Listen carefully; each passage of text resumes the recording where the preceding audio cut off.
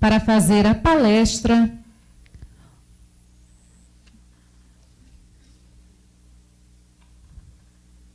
convidamos o doutor Flávio Aurélio Nogueira Júnior.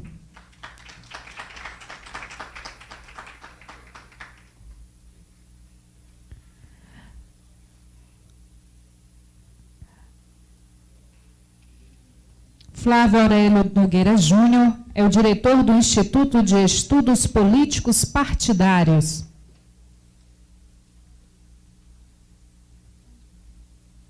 Com a palavra, presidente da mesa. Boa noite a todos. Todo mundo acordado aí, depois do coffee break. Dando continuidade, então, aqui ao nosso seminário de Direito Eleitoral, passar a palavra para o nosso palestrante, Flávio.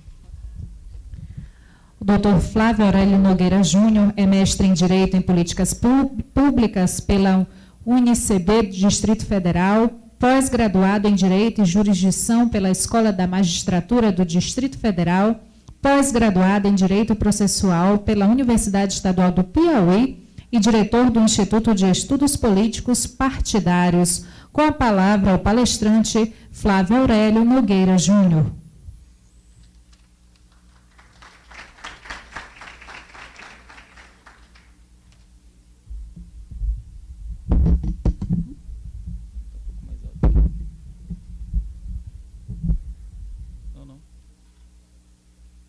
Boa noite. Queria agradecer o convite do professor João Batista, do Rômulo, do presidente Tiago. Eu vou botar aqui o cronômetro aqui, porque eu sou um cara meio sistemático com o tempo. E se deixar eu falo a noite toda.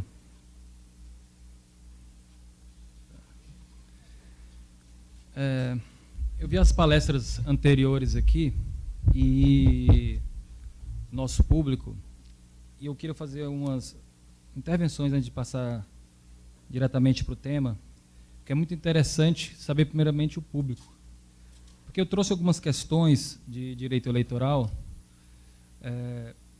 e eu achei interessante que os que me precederam aqui já explicaram um pouco sobre as ações existentes no direito eleitoral, algumas mudanças, tudo, então vou poder aprofundar um pouco mais.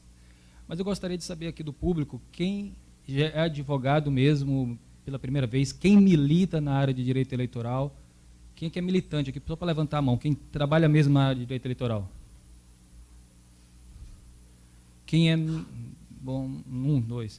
Quem é assessor, que trabalha, que vai trabalhar com político, vai trabalhar agora nessas eleições? Assim, pronto. Quem é jovem advogado está querendo aprender aqui um pouco? Então, pronto. Isso aí dá base para eu falar um pouco sobre a experiência do jovem advogado. Como a gente está aqui na OAB, nossa grande parte aqui é de jovem advogado, a justiça eleitoral, para quem milita há 14 anos como eu, é uma justiça diferenciada. Não é puxar para o lado do direito eleitoral, não. É porque nós estamos acostumados na faculdade, e nem todos os cursos existem o curso do direito eleitoral, não existe dentro do direito eleitoral. E você sai com a cabeça que nós estamos no país da civil law, certo? Esquece tudo, porque eu não discuto muito as leis, as coisas dentro do direito eleitoral. No direito eleitoral a gente discute mais jurisprudência. É um outro mundo. Quem está todo dia batalhando, a gente discute o que é que o TSE está decidindo, quais são as resoluções do TSE. Você pode ver quando você vai dentro de um grupo fechado de pessoas do direito eleitoral, como falou o eminente palestrante anterior aqui, olha, o TSE acabou de mudar a jurisprudência. Se ele mudou a jurisprudência, ele vai mudar para a eleição inteira. É interessante esse ponto de vista do eleitoral, que é afastado da OAB. Nós não temos uma cadeira obrigatória do direito eleitoral dentro das universidades, que é uma dificuldade quando a gente vai dar aula, até buscando nas universidades privadas, porque você formar uma classe de direito eleitoral é uma dificuldade para... E só depois que os estudantes estão querendo entrar na advocacia, que vão percorrer, que vão ver a dificuldade que é entrar nesse campo. Então, vou dar umas dicas e vou situar como é que está o TSE hoje, certo? Antes de entrar no meu tema propriamente dito. Primeira dica para vocês, estudantes que estão querendo começar a trabalhar na parte, estudantes não, advogados, que estão querendo agora atuar na área de direito eleitoral, aprendam a utilizar o site do TSE. Por que eu estou falando isso? Porque não adianta você pegar código eleitoral, que grande parte dele não foi recepcionada pela Constituição, não adianta você ir atrás das leis, porque eu vou mostrar para você aqui, por A mais B, que muitas até das emendas constitucionais foram feitas agora, em 97, o TSE disse, isso aí não se aplica. Desculpa, mas até essa emenda constitucional não se aplica, como vou falar agora sobre a autonomia partidária. Então, vocês têm que começar a prestar atenção no site do TSE. Por que eu falo isso? No site do TSE, eles têm uma forma de facilitar a nossa vida.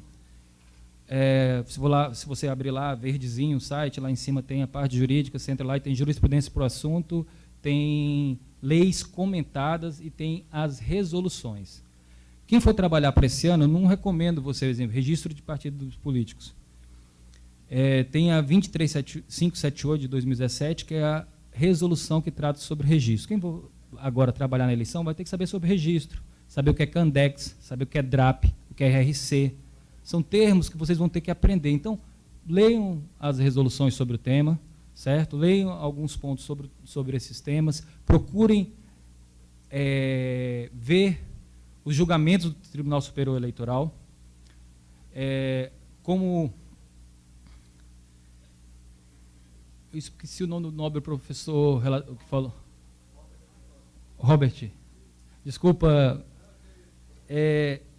Ele falou há pouco tempo atrás que agora, dia 10, teve uma mudança de jurisprudência, teve duas mudanças muito importantes, que eu concordo com ele. Antes eu vou dizer quais os dois pontos que eu vou falar hoje aqui. Vou falar sobre fortalecimento dos partidos políticos, que tudo que vocês escutaram antes aqui, vocês prestaram atenção bem, vem de encontro com esse tema, por quê? Quem é que vai distribuir o dinheiro hoje? Os partidos políticos. Quem é que vai fazer o requerimento? Quem vai decidir? A Comissão Executiva Nacional. Quem é que escolhe o candidato? Você pode ser tudo, ler lei, tudo. Se você no dia da convenção não for escolhido, você não é candidato. Queira ou não, o partido político nunca teve tão fortalecido. E eu trabalho com direito partidário, e a partir de agora, vocês vão ouvir falar muito mais sobre direito partidário, porque o Senado aprovou, e vai passar na Câmara dos Deputados, que todas as questões intrapartidárias vão ser trabalhadas dentro do TSE, da Justiça Eleitoral. Então, é um tema a mais que nós vamos ter que começar a discutir. Eu vou falar sobre dois pontos. A emenda constitucional, número 97, mas eu não vou falar sobre cláusula de barreira, eu vou falar sobre a suposta autonomia que foi colocada lá sobre as comissões provisórias, que não existe. Que aqui ainda tem 13 comissões provisórias estaduais, eu vou falar dos problemas que podem isso acarretar. Vou falar sobre 3 pontos. 3 não, digamos só um. Vou falar sobre questão de gênero. Graças a Deus botaram 2 mulheres do meu lado aqui, fazer parte da mesa.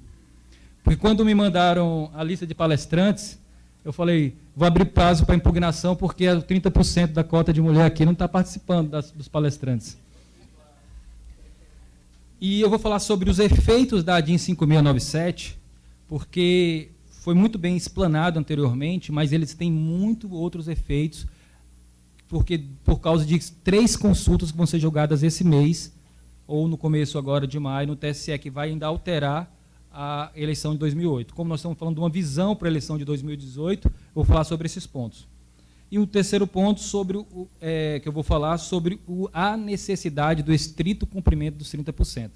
Tanto para o DRAP, que eu vou explicar um pouco mais na frente o que é, como para a AIGE, porque temos no caso do Piauí, lá no 43 de Valença, foi AIGE, e AIME, que foi no caso de São Paulo. Já tivemos 2 chapas cassadas que vão ser julgadas agora no TSE sobre o estrito cumprimento. Eu vou falar sobre esses pontos. Mas, para tanto, como eu disse, desculpa eu ir e voltar, eu vou situar vocês o que é o direito eleitoral e o que é o TSE. Eu espero que todo mundo hoje que tem justiça, aqui tem TV Justiça no Brasil todo, né? Vamos assistir um pouco a TV Justiça, você vê como é interessante o TSE, porque é ali que estão as decisões e os entendimentos que vão ser aplicados. Eu queria discordar um pouco dos meus companheiros, porque eu vou mostrar qual é o meu posicionamento, que antecederam os palestrantes. Eu tenho, pelo meu entendimento, sou um pouco positivista. Um dos livros de cabeceira que eu li ultimamente, que eu gostei muito, do Galvão, do Jorge Galvão, não sei se vocês leram, que ele fala sobre o neoconstitucionalismo e o fim do Estado de Direito. Eu sou um crítico ferrenho, tanto é que o meu livro, que era para sair, não saiu, que é sobre abuso de poder religioso, é uma crítica muito grande ao TSE sobre esse novo criacionismo judicial, quer dizer, ativismo judicial, né? Que alguns pontos chegam a criar. A justiça eleitoral, mutatis mutandis, é uma justiça que eu entendo mais conservadora. Eu vou explicar para ninguém atirar a primeira pedra. Ele tem uma história que vinha do artigo 273 do precedente, que foi declarado inconstitucional somente pelo TSE, que tem um artigo que foi publicado, que eu falei que pode voltar, e já tem um ministro Tarcísio tentando voltar isso, que é que na mesma eleição ele não muda a jurisprudência. O TSE, o que ele tem feito? Ele tem acompanhado a evolução das mudanças, e mais mini-reformas, e mais mini-reforma, que tem todo ano, mas em todas as eleições ele tem tentado manter, pelo menos, um pouco de coerência com a jurisprudência. Por isso que eu falo que nós somos, como eu falo, nós, quem lá bota no eleitoral, um caso à parte. Nós estamos dentro de um sistema do civil law em que nós acompanhamos uma corte que fala em lead case. É muito interessante, se a gente prestar atenção, a gente vai falar assim, qual é o primeiro julgamento para essa eleição? Eles falam, e se você prestar atenção no julgamento do TSE, que faz ele único, ele fala isso. Para essa eleição vão aplicar isso, porque no caso tal foi aplicado e ele vai se aplicar para todos os outros. Então, nós temos pelo menos uma segurança jurídica dentro daquela eleição. Que isso eu acho interessante. Então, o TSE é assim. Agora, o que é que está acontecendo? A cada 2 anos, às vezes, mudam a corte e chegam ministros, que eu não vou dizer nomes aqui, que não estão acostumados com a justiça eleitoral e começam a fazer querer mudar tudo. Que é essa parte do criacionismo que eu tenho falado e tenho criticado nos meus artigos. O STF, eu acho que já entrou demais também na tentar modificar. Vemos o que o próprio Gilmar Mendes tem falado, que ele errou quando que fez a emenda constitucional, e vários outros pontos que eu não vou discutir, que senão a gente passaria a noite toda discutindo. Mas eu acho que a corte, da forma que está hoje, ela está uma forma voltada mais para o público. Desculpa essa crítica ferrenha ao TSE, mas ela está voltada para uma forma de caçar severamente os registros de candidatura e tudo. Aí eu fiz uma pergunta lá fora e alguém me falou, e o Lula? Olha, gente, eu não vou discutir questões, não sou PT, não quero discutir questões partidárias. Porque o caso dele, eu acho, ele preso ou não preso, qualquer um pode pedir o registro. Se vai ser deferido ou não, é outro caso. Todo mundo pode querer ser candidato, mas se vai ser deferido é outro ponto. Eu quero só falar do que nós temos visto nessa composição atual. Dia 10 agora, como ele não sabia, estava com a data, mas graças a Deus eu tenho minha cópia aqui para não esquecer, que eu sou ruim de memorizar.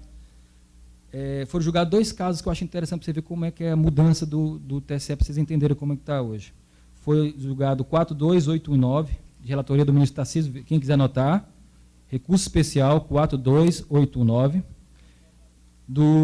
foi um caso de impugnação registro de candidatura de Rio das Ostras. Por que ele é importante?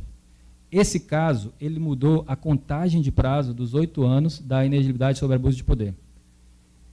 Ao alterar a contagem de prazo, ele não considera mais a inelegibilidade que for após a eleição e antes da diplomação como algo superveniente, como uma elegibilidade superveniente. O que é que ele fez?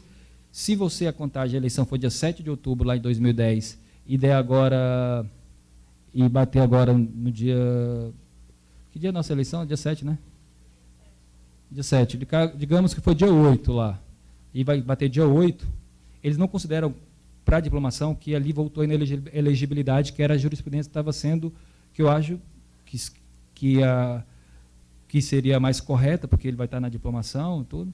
Fala que não, que é um termo certo e conhecido, então deveria estar, ele vai para conta e risco, então ficou inelegível. De cara, digamos assim, um linguagem mais vulgar, 26 outros prefeitos que estão no TSE vão ter seu registro cassado. Mudou a jurisprudência. Então, na terça-feira, de uma paulada só, derrubaram 27 prefeitos. com essa mudança de jurisprudência. Ou seja, por um dia, o caso aqui de Rio das Ostras, por 2 dias, ele ficou inelegível. E vai vir caso a caso. Ou seja, eles já não estão mais dando um entendimento moderado. Por que eu falo isso? Porque para nós que estamos militando na justiça eleitoral, nós temos que tentar compreender aonde estamos pisando. E como vai ser o prognóstico. Nós estamos falando de uma visão da justiça eleitoral para 2018, certo? O outro caso é o de Igaraçu, Pernambuco, é o recurso especial 7481. Esse caso foi o que foi falado anteriormente, que é muito interessante, é mostrar como a criatividade da cabeça do magistrado pode ir a 1000. Nunca na história desse país, não sei se vocês ouviram essa frase, eu acho muito interessante, gosto de usar essa frase. Agora, eu tento não usar, porque senão vou dizer que eu estou sendo partidário, né, mas é interessante. O TSE, às vezes, serve de experimento para alguns juízes que tentam colocar, porque tem um poder muito forte, tem resoluções, como lá, então os juízes tentam mudar muita coisa. Um novo magistrado entrou na corte, que alguns falam que ele já pensa que é Deus, mas não vou dizer, que é uma pessoa que eu gosto muito, mas não vou dizer o nome, tomou vista de um processo. O entendimento normal do TSE hoje, um entendimento razoável, que as questões supervenientes de inegibilidade vão até a diplomação. E era só a impugnação de registro de candidatura. A partir desse julgado, pode, não mudou ainda, mas pode mudar todo o entendimento. Ele fez uma construção que é até interessante. Ele utilizou como analogia a ação rescisória, que é 120 dias da Justiça Eleitoral, e falou, olha, já que ia até a diplomação, em alguns casos passaram, porque estava indo a impugnação do registro de candidatura, por que não vamos colocar também no recurso contra expedição de diploma um prazo certo, o prazo de 120 dias, que é para ação rescisória, que é para ação rescisória para casos que já transitaram em julgados. Enquanto mais essa ação que ainda não transitou, vamos botar 120 dias? Eu acho interessante, tudo bem, construir uma jurisprudência que seria ativismo se a lei desse abertura para isso. Só que esse parte aqui, eu acho que é um criativismo que não poderia existir. Está pegando da analogia uma ação para trazer para cá, para criar um prazo. Entenderam o que está sendo feito aqui? Para mim é uma construção que eu acho que...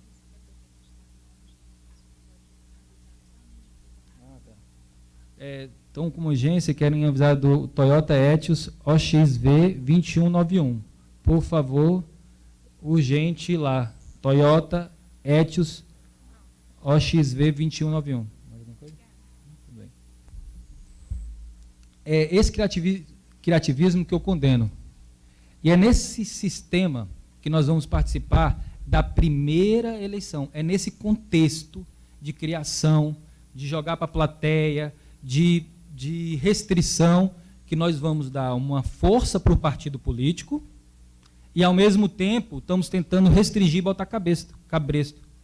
Por que eu estou falando isso? Eu vou contar o primeiro ponto, que é sobre a autonomia partidária. Por que esse problema da autonomia partidária? Eu quero contar a história para facilitar a vida de vocês, porque é muita resolução e tudo, vou falar. A resolução 23465, do final de 2015, ele mudou toda a forma de criação de partidos políticos, por causa que veio com a mudança da lei da 13.165. Com essa mudança, foi criada essa resolução e criou-se um prazo para as comissões provisórias, um prazo máximo de 120 dias. A resolução, no artigo 39, falou o seguinte: tem validade 120 dias, salvo o estudo do partido... Não, isso já foi nós damos. O prazo máximo de...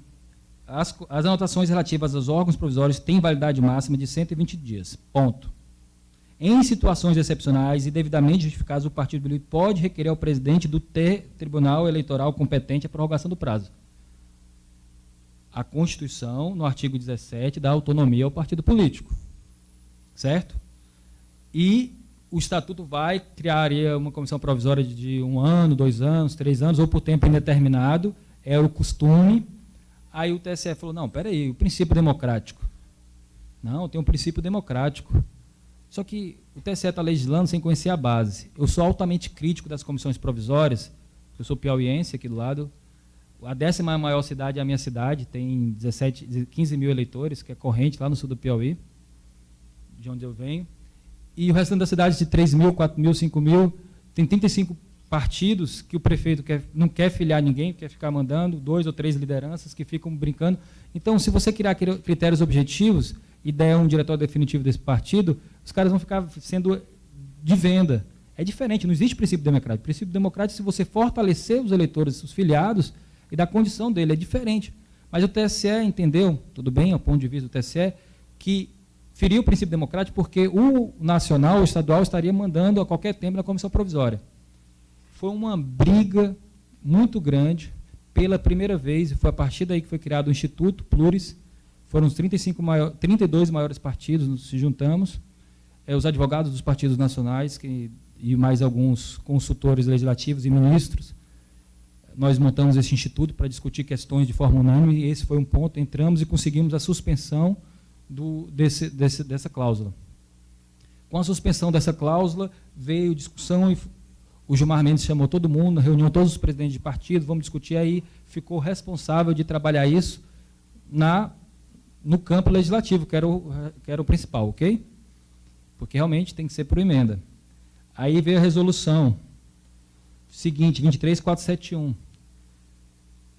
As anotações relativas a órgãos provisórios têm validade de 120 dias, salvo se o estatuto do partido estabelecer prazo razoável diverso. Mesmo assim, impugnou, dizendo que não podia, que podia independência do estatuto, autonomia. O que foi feito? A emenda constitucional, número 97, a última, colocou: é assegurada aos partidos políticos a autonomia para definir sua estrutura interna e estabelecer regras sobre escolha, formação e duração dos seus órgãos permanentes e provisórios. Está claro? Está claro isso? Está claro? Vocês entendem que a resolução dos 120 dias limitaria isso aí? Alguém entende que sim ou entende que não? Quero saber que vocês aqui a opinião, que eu vou mostrar o que é que o TSE decidiu agora. Ninguém quer opinar, não? Porque aqui está falando, a Constituição, no seu parágrafo primeiro, fala que a autonomia é do partido, certo? Vamos lá. Julgamento agora em março, do PSD. Se vocês quiserem anotar, que eu gosto que no TSE de jurisprudência, RPP 141796, julgada agora em 15 de março.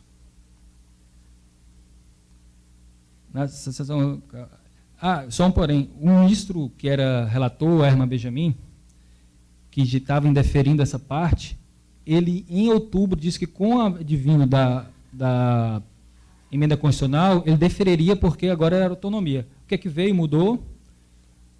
Já não queria falar parte porque ele é jurista, mas o ministro Tarcísio puxou a relatoria, mas o que disseram? Não obstante a redação conferida pela emenda constitucional 97 para 2007, isso está aqui no voto. No parágrafo 1º do artigo 17 da Constituição Federal, naquilo que segura a autonomia dos partidos políticos para estabelecer a duração de seus órgãos provisórios, tem-se que a liberdade conferida não é absoluta, dada a previsão expressa do caput, no sentido que as agremiações partidárias devem resguardar o regime democrático. O TSE, alicerçado na sua competência regular, editou a resolução, aquela que eu falei, 23465, o qual prevê no artigo 109, 120 dias. Aí ele fala que esse prazo, por repousar o parecimento total, a resolução do TSE mantém a sua rigidez, não comportando leitura distinta daquela adotada pelo Tribunal Superior Eleitoral. Vários partidos estão discutindo ainda o estatuto que eles seguraram, estão soltando de pouco a pouco. O PHS conseguiu uma liminar, a PTB conseguiu outro para segurar, para discutir. O que aconteceu? Em termos práticos, aqui a gente está falando de termos práticos, eu não sei esse negócio de termos práticos. Fui fazer uma pesquisa ontem à noite para saber como é que estavam aqui as comissões provisórias. 13 comissões estaduais aqui do Maranhão são provisórias, correm o risco de perder a anotação e não terem candidatos se a depender dos 120 dias. Esse é o termo prático. Por quê? Porque no artigo 2º da resolução, aqui tudo é resolução, né, gente? 23548, que é de registro, resolução 23548, que é a resolução dos registros de candidatura, deixa claro que, se no dia das convenções não tiver devidamente anotado os partidos políticos, não podem ter, ou seja, 13 partidos estaduais poderiam não ter, por serem comissões provisórias. Se você entrar na internet e tudo. E de 2017, final de 2017 para agora, 14 viraram definitivos, ou seja, quase 80% era provisório até ano passado. Você vê como a jurisprudência do TSE e o TSE em si tem interferido diretamente na autonomia dos partidos. Se vocês prestarem atenção, hoje o financiamento público, que foi uma solução dada para o partido e fortalecer os partidos políticos, foi uma interferência do judiciário. Muitas pessoas estão discutindo, eu sou contra, eu acho que deveria ter financiamento privado de empresas, dentro de fundos, se a gente for fazer uma análise comparativa com os Estados Unidos e tudo, mas não vou discutir isso aí. E eu vou falar outro ponto prático. A gente ouviu falar muito aqui anteriormente do crowdfunding. Todo mundo ouviu falar, né? E todo mundo ouviu falar que existem regras específicas para o crowdfunding, ok? Você pode ter agora a empresa da internet ir lá e fazer a campanha para o seu candidato. Na prática, sabe o que está acontecendo? Não existe empresa conseguindo os requisitos do TSE. Não foi autorizado nenhuma empresa. Tivemos reunião na quarta-feira no TSE, todos os candidatos, partidos políticos que estão atrás de empresa. Você conversa com 2, 3 empresas, a empresa desiste porque não foi autorizada pelo... E o que acontece? Os banqueiros, eles não querem, porque é uma dor de cabeça muito grande. A gente foi conversar com os ministros, levamos para o ministro Fux, teve uma reunião há 3 semanas dos partidos políticos, com esse problema e sobre prestação de contas anual, que está dando um problema muito grande, que é outro tema. Ele falou, olha, vamos ver a autorização, vamos chamar as empresas. Chamou todas as empresas, nenhuma quis participar, porque elas estão querendo que, última hora, uma só ganhe, domine o mercado, e elas mesmas estão...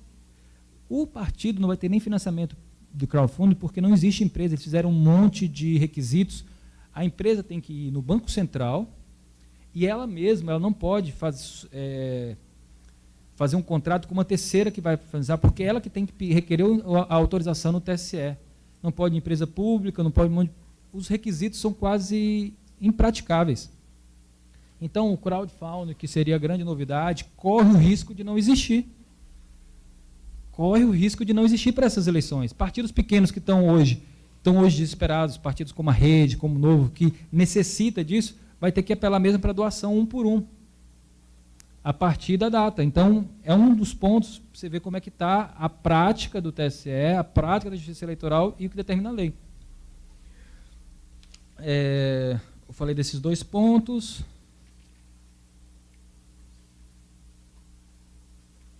Tá, agora vamos para um segundo ponto.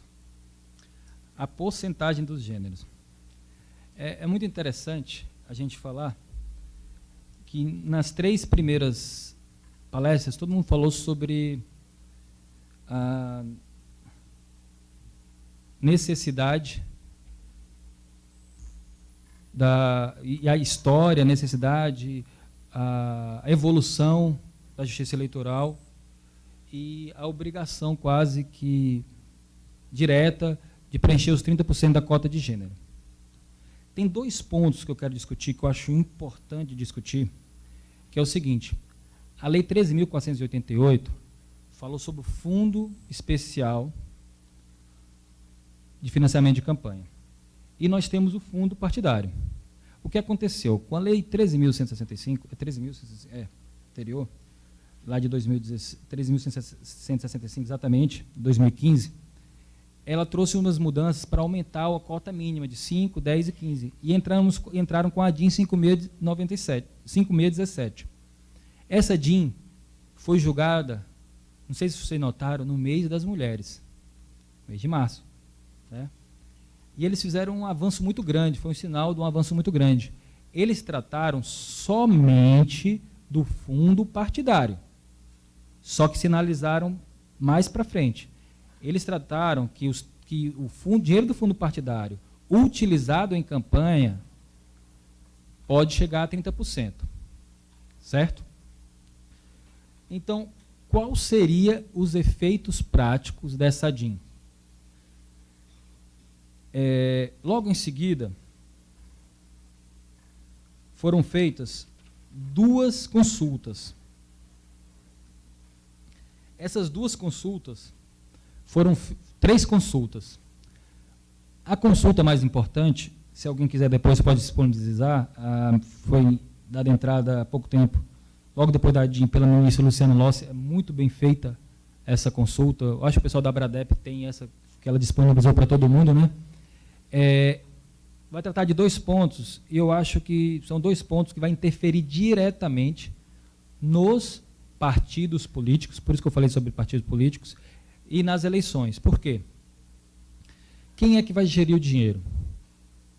Os partidos políticos. Quem é que vai ter dinheiro para a campanha? Os partidos políticos. E de onde vem o dinheiro? Do fundo normal e do fundo especial. O fundo especial não estava reservado a 30%. Eles achavam que ia fazer da forma que quiser. Foi feita a consulta, e a consulta é muito interessante. São divididos em 2 pontos. Primeiro, a pergunta que, consulta, para quem não sabe, como eu tenho muitos jovens, falar que o TSE ela tem uma competência diferenciada. Ele é responsável não só pelo julgamento das leis, ou pelo julgamento dos casos e tudo, mas sim também pela elaboração de resoluções, de tudo. O TSE é uma competência totalmente diferente. E a consulta pode se transformar em resolução como ato normativo. E quem pode fazer? Os partidos políticos e deputados. E a Gleice Hoffmann, a Regiane Dias e várias outras senadoras entraram com a consulta com a seguinte questão: aplica-se a decisão do STF, que conferiu interpretação conforme a Constituição, proferida na DIN 5617, para a distribuição do Fundo Especial como financiamento de campanha, previsto nos artigos 16C e 16C da Lei das Eleições, devendo equiparar o mínimo de recursos destinados à campanha de mulher. Aí, em seguida, ela faz outra pergunta, se pode aumentar os 30%. Olha, eu acho, pelo entendimento que o TSE teve, que já deixou claro que é todo o fundo público que vai aplicar também os 30% da mulher, certo? Agora, um tema que ninguém está discutindo, que pode mudar toda a eleição agora também, que eu não vejo, que está nessa consulta, a segunda pergunta que ela fez nessa consulta, que eu acho interessantíssima. Qual foi? Já que está aplicando tudo 30%, e o tempo de TV para as candidatas? Porque, em regra, se vocês não sabem, nós temos agora os períodos, né, o bloco, e as inserções, que tem uma tabelazinha divulgando aí, mas ninguém sabe direito ainda como fazer o cálculo. Tem alguns problemas de cálculo para saber, porque tem uns 5 partidos para majoritários, e mais essas coisas, 6 partidos para majoritário. Mas, em regra, você não vê quase nenhuma mulher, porque eles fazem negociata, eu não acho, desculpa a palavra, mas eu não acho errado que a política, você pode trocar o tempo de TV por outras coisas, política é isso, troca. Você vai querer, eu quero o tempo de TV, mas eu quero andar isso. É normal isso, a gente não pode condenar isso. E muitas vezes candidatas escolhem um candidato para sair nas propagandas, outros somem, fazem isso. E eles estão questionando isso nessa consulta. Se está pagando 30% para tudo, aí ela pergunta, aplica-se a decisão do STF, que conferiu interpretação com para a atribuição do tempo de propaganda eleitoral gratuita no rádio e na televisão, previsto no artigo 47 seguintes da Lei das Eleições, devendo equiparar o mínimo de tempo destinado para cada partido ao patamar mínimo legal de 30%? Isso vai mudar e muito. A escolha, lógico que nós comecemos a prática eleitoral, quem está todo dia na prática eleitoral, os advogados, sabe que vai ter muita candidata ainda, que a gente chama que é candidato laranja, até para receber dinheiro, talvez, né? Para poder passar, fazer o gasto que vai ser. Eu quero saber como é que o TSE vai fazer isso, que é muito interessante, porque depois do 30A a gente vê cada coisa, e eu estou doido para os 120 dias lá, que vão ser 120 dias que vai ter advogado trabalhando todo jeito, né? 120 dias para você conseguir eliminar. Então, vai mudar 2 pontos de vista. Dois pontos preponderantes. 30% do tempo de TV, que eu acho que vai ser acolhido, e os 30%. Vai ter muita candidata. Vai ter obrigado a ter candidata e ter tempo de TV. Porque é muito caro o tempo de TV e esse dinheiro. Então, nós temos que procurar, os partidos, mais mulheres para participar. Isso vai ser um salto muito grande.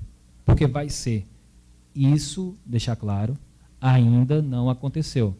Nós estamos aqui, uma coisa, falar de visões. Eu estou trazendo algo novo para vocês, que ainda não aconteceu, que vai ser discutido, que é uma consulta, e é um ponto muito interessante que pode ser debatido. O último ponto, falei para vocês que ia falar só meia hora. Eita, já passou de meia hora. Mas eu vou falar o último ponto.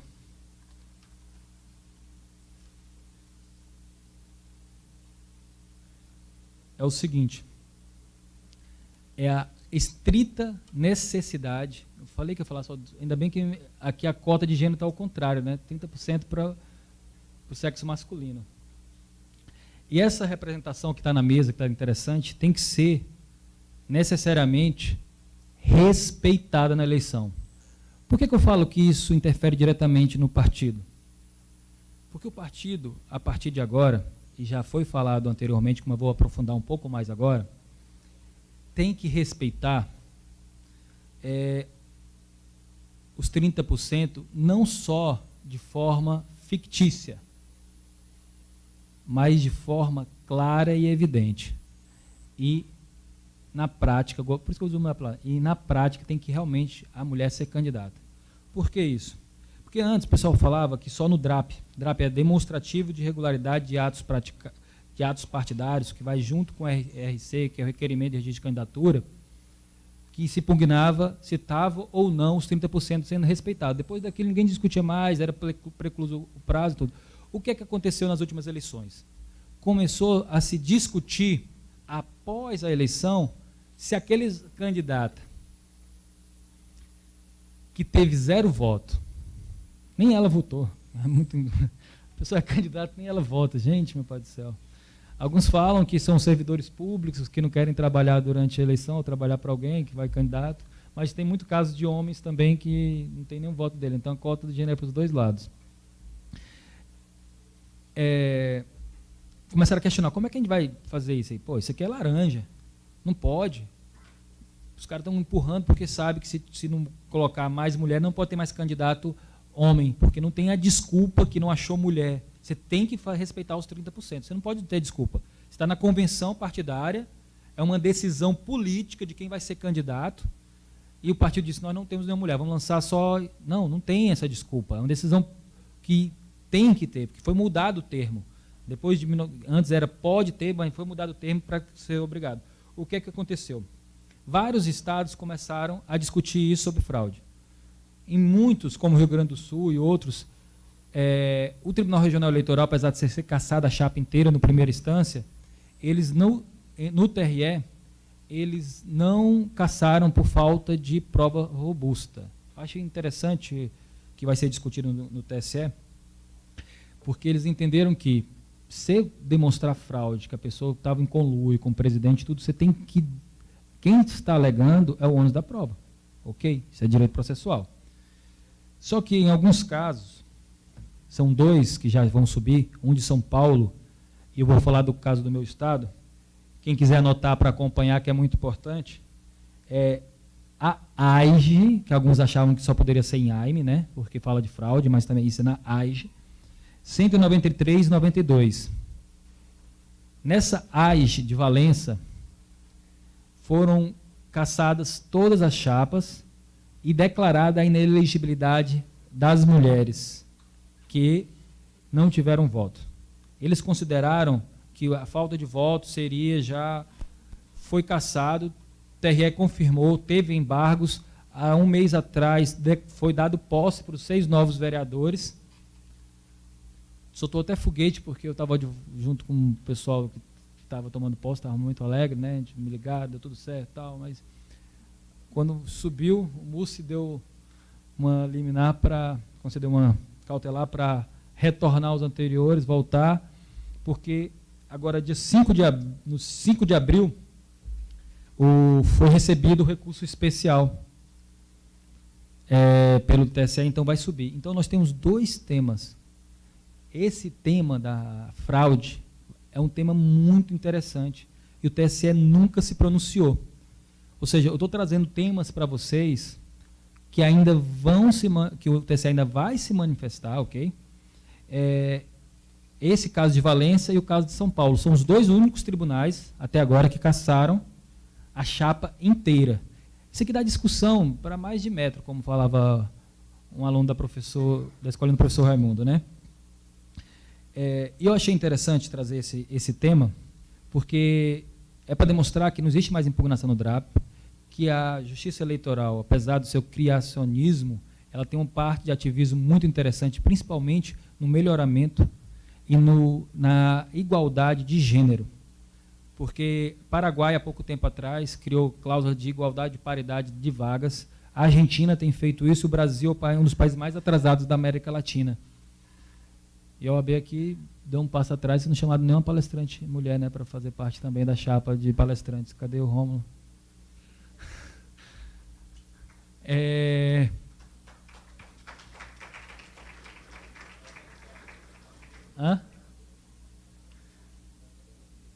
Eu queria deixar esse recado, falar na parte processual, que eu ia explicar sobre algumas coisas de AIME, de AIGE, mas já tiveram tantas palestras e nós estamos bem adiantados da hora. Eu queria deixar um recado para os jovens advogados. Eu tenho 14 anos de militância. Hoje, praticamente, eu não advogo mais, só presto consultoria, porque eu acho que está muito cansado esse negócio de eleitoral, dá muito trabalho e não está dando muito dinheiro. Porque agora, antes pagavam bem, eu acho que agora descobriram um pouco de onde... todo mundo falava que eu era muito agoniado, porque também prazo tudo de 24 horas, quando é de eleito, quem vai para uma campanha. Eu já trabalhei em 3 campanhas, 7 campanhas de governador e 2 de presidente da República. E é uma batalha que a universidade não coloca, que é na parte do direito eleitoral. Os jovens advogados não aprendem fácil, porque eles não estão acostumados com a labuta da justiça eleitoral. Eu acho que é até um próprio erro de quem labuta na justiça eleitoral, que quer manter esse nicho, que é muito seleto. Se você for no TSE, toda terça e quinta eu bato ponto lá para saber qual é a jurisprudência, você conhece um por um quem é advoga, quem está na casa do lá, quem é lá, todo mundo se cumprimenta, e são poucas pessoas, e precisamos de sangue novo, porque tem muita coisa mudando, tem muita coisa acontecendo, e espero que mais oportunidades como essa sejam abertas aos jovens advogados, que é uma iniciativa de muita coragem e de muito valor daqui da OAB do Maranhão. Viu? Eu queria agradecer a todos e eu acho que dou por encerrado aqui a minha palestra.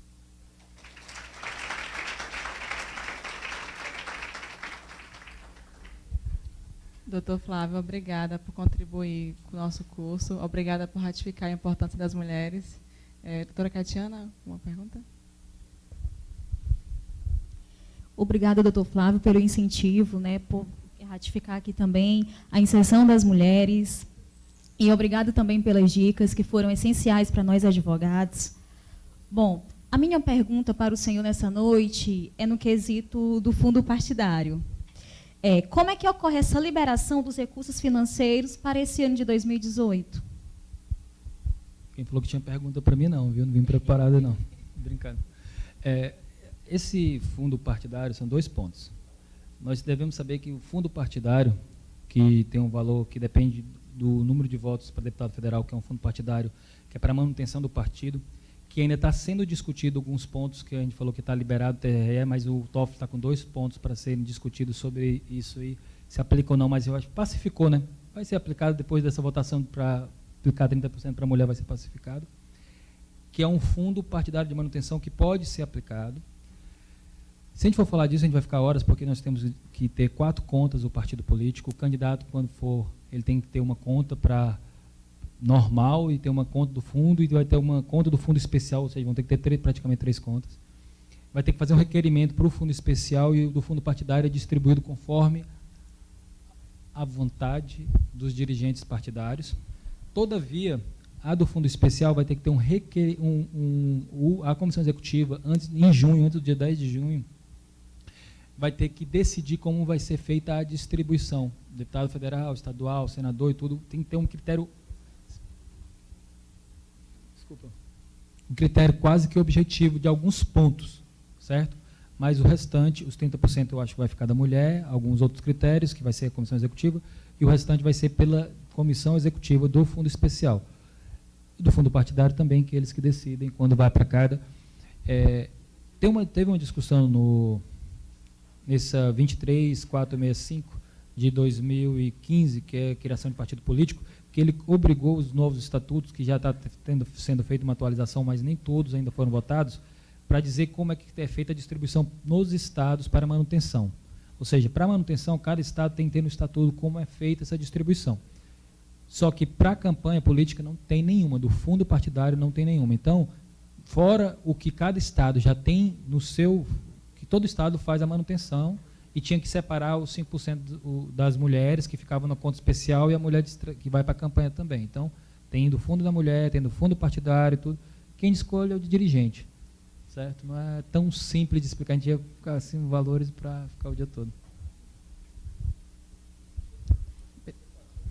Perguntas?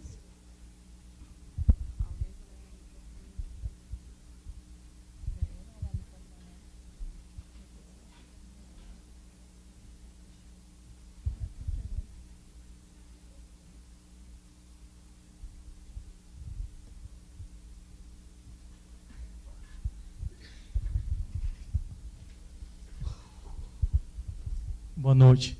Meu nome é Disseu e a minha questão é, com esses 30% destinados à mulher, do fundo especial vai ter que se abrir mais uma conta do fundo especial exclusivo desse recurso ou não? Nessa conta nós vamos ter que determinar o valor específico para cada uma. Disseu, você trabalha advogado de partido também, é? Sim. Vamos lá, sua dúvida. Você já sabe que você quer saber se o candidato... Não, o partido político. São 4 contas hoje, mas... Não, a do fundo especial já tem uma determinação, Isso. sendo discutido, é uma determinação, é o fundo especial, uma nova conta, separada. Vão ter que abrir, além desse fundo especial, vai ter que abrir mais uma. Isso aí, desculpa, eu vou falar a palavra assim, isso aqui eu acho um absurdo. Essa determinação de abrir conta... Quem milita, vou falar, já quem está aqui para falar, tirar dúvida, quem milita na Justiça Eleitoral, ele milita no partido político, sabe que teve uma grande ajuda com uma certidão de falta de gastos nos pequenos, que não tem, que só uma certidão, não precisa advogado, tudo, no município. Mas o que acontece? As estaduais, realmente, necessariamente, elas recebem uma ajuda para manter no estado. Aí tem que abrir o dinheiro do fundo. Quando você começa a abrir uma das contas, tem que abrir logo mais em seguida mais 3 contas. Que é da conta da mulher, conta do fundo, outros recursos e de doação para a campanha agora, que é obrigatória. Se você não tem dinheiro em doação, você abre a conta. Isso eu falo na prática, tantos processos que a gente vai vendo. O banco vai e fecha porque você não bota dinheiro, fica a multa e você ainda tem a conta considerada não prestada, não considerada prestada, a sua conta é rejeitada por causa que você não levantou o extrato de todo o ano. Então, tem algumas coisas que a gente está se discutindo, e uma das coisas foi, por que não bota tudo numa conta só? Porque eles têm um problema tal de transparência, de cada dinheiro na sua conta, que é para facilitar a vida do TSE, a vida da Justiça Eleitoral, a vida da coisa. Então, eles têm que saber de onde veio o dinheiro, de onde foi o dinheiro, isso é uma coisa que você sabe na prestação de conta, de toda a origem e saída. E vai ter que ter uma conta separada para... Não, a da fundo especial. Não. Fundo especial da mulher, não. Os 30% está dentro o que acontece? O Nacional vai receber o dinheiro, a Comissão Executiva Nacional. Ele tem que comprovar que desses 30% é como é feito hoje. Tem que comprovar que os 30% foram para candidato. Algumas pessoas discutem como é feito isso. Alguns partidos com quem eu conversei, eles vão... Isso aí é uma coisa política, em vez de mandar para os estados, para facilitar a vida de prestação de contas, vai mandar diretamente para as mulheres para chegar a 30%. Você escolhe, você pode mandar diretamente para a mulher ou para o partido. Isso aí vai ser uma coisa, vai ser comprovar. Isso vamos esperar primeiro ver como é que vai fazer, porque vai que o TSE vai querer que abra nova conta também para a mulher, entendeu? Porque isso aí é uma consulta que vai ser respondida. Eu só estou antecipando alguns problemas que vão acontecer.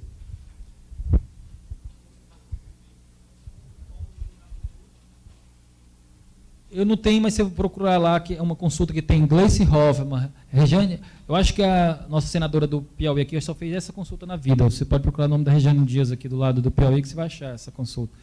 É porque eu recebi isso aqui da ministra Luciana, que eu vinha, que eu não estava, aí eu pedi ela para enviar para mim, eu tenho a consulta inteira, é muito legal, ela dá uma aula, vai até na Inglaterra e volta, é bacana a consulta quando ela fala sobre os pontos. Eu peguei só as perguntas, mas quem quiser mandar um e-mail aqui para o AB, perguntar, eu posso enviar para o pessoal para disponibilizar. Quer dizer, eu tenho que pedir permissão primeiro, se pode, mas...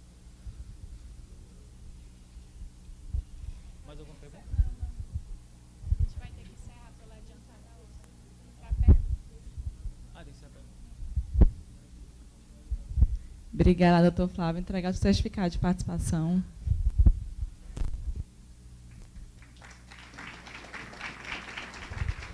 Agradecemos ao palestrante, Dr. Flávio Aurélio Nogueira Júnior, e às autoridades presentes à mesa,